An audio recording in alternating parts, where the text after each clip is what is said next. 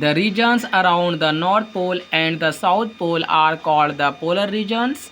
These areas are extremely cold as they are covered with ice and snow. ये जो area है, ये वाला एरिया, वो किससे कवर्ड रहता है? स्नो से. For most part of the year. In this chapter we shall study about a typical Iceland and the north polar region Greenland.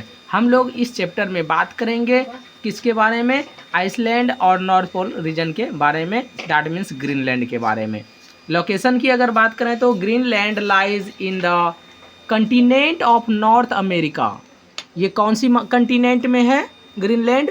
तो ये अमेरिका कंटिनेंट में, नॉर्थ अमेरिका कंटिनेंट में है. It is located towards the north east of North America continent, that means महादेश. 7 continents हैं और उसमें से एक नॉर्थ अमेरिका वाला कंटिनेंट जो है यहीं पर ग्रीनलैंड है. North east of North America वाला पार्ट में ये पड़ता है. It is the world's that largest island. Greenland is a part of Denmark. It is only 16 kilometres away from Canada. Cape Morris Jesup, the world's northernmost tip, lies in Greenland.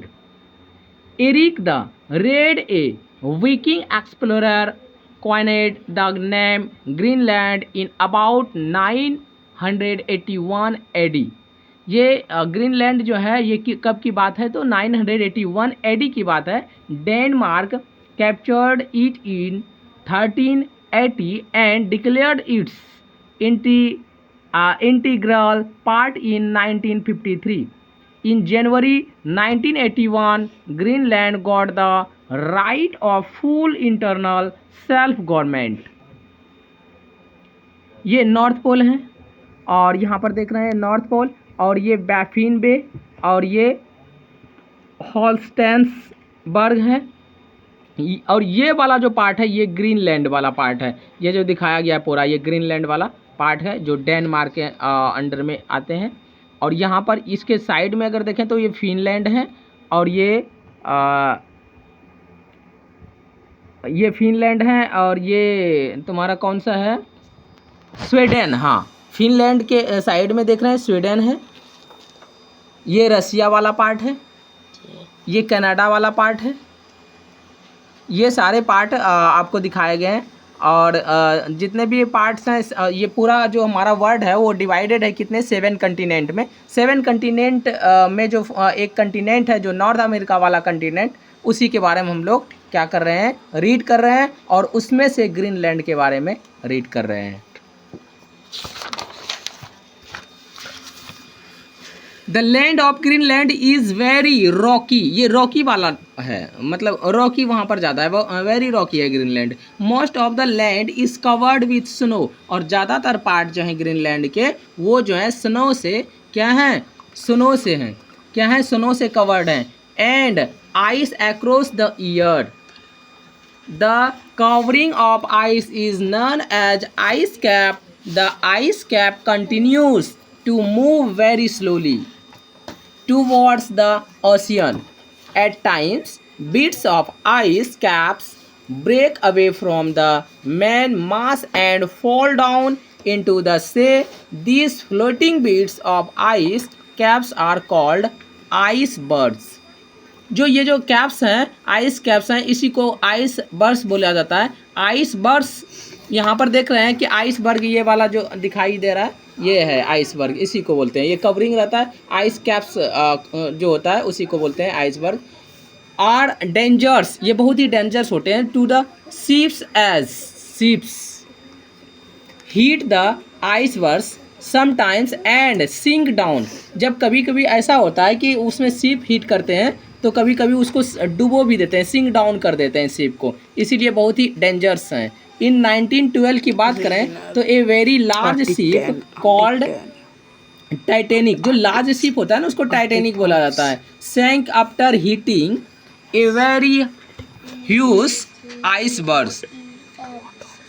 Climate की अगर बात करें, ये location की बात हम लोग कर रहे थे, अब क्लाइमेट की अगर बात करें तो the climate of Greenland is very cold. यहाँ का जो ग्रीनलैंड के क्लाइमेट है वो बहुत ही कोल्ड है।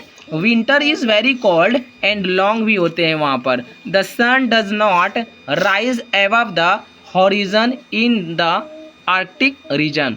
सन जो है ना, sun does not rise above the, उसके ऊपर में जो ये क्या होते हैं, horizon in the Arctic region में सनराइज नहीं होते हैं। There is no sunlight at all, therefore winter remains dark for months.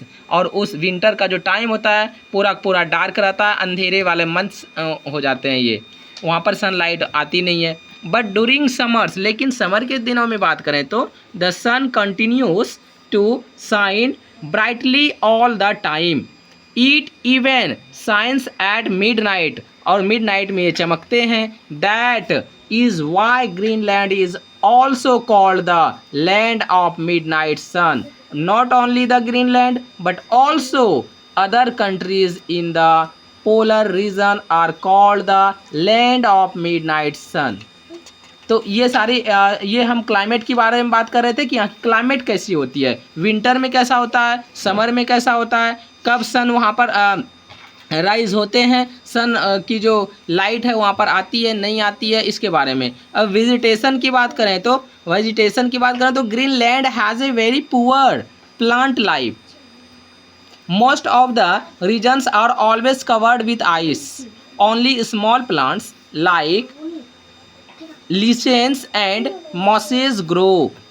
They are used as fodder for animals. Only ये एनिमल्स के लिए जो है ना ग्रो होते हैं, बाकी कोई काम का चीज़ नहीं है।